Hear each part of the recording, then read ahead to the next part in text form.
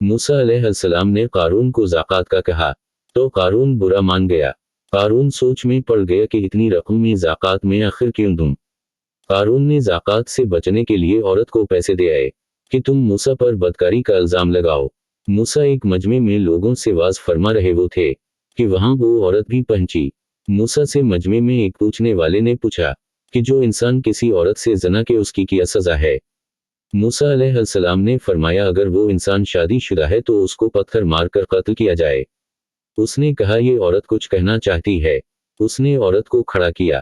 मूसा अलैहिस्सलाम ने कहा क्या कहती हो बीबी क्या मसला है। आपका उसकी नज़र पड़ी नूर नबूवत पर तो उसने कहा मैं कुछ नहीं कहते कारून ने मुझे पैसे दिए थे कि आप पर बदकारी का इल्ज़ाम लगा दूं।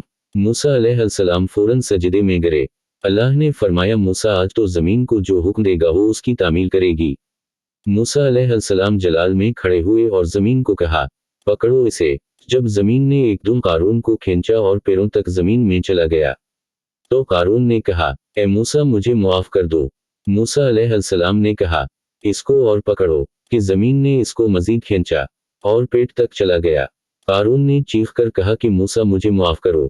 मूसा अलैहिस्सलाम ने फरमाया और पकड़ो और यूं ज़मीन ने उसको पूरा खींच किया। कुछ वक्त बाद अल्लाह ने जबराइल को उतारा। फरमाया मूसा बड़ा मजबूत है तेरा दिल। उसने तेरी इतनी मनती की और ये नरम न हवा मेरी अज़्क़ की किस्म। अगर कारून मुझे एक बार भी पकारता तो मैं उसको माफ़ करता। अल्लाह अकबर। जो कारून को मुआफ़ करने के लिए तैयार है फिर हम तो इसके महबूब की उम्मत हैं। क्या वो हमें मुआफ़ न करेगा। लेकिन हम भी उसको पकारें और अपने गुनाहों की मुआफ़ी मांगें।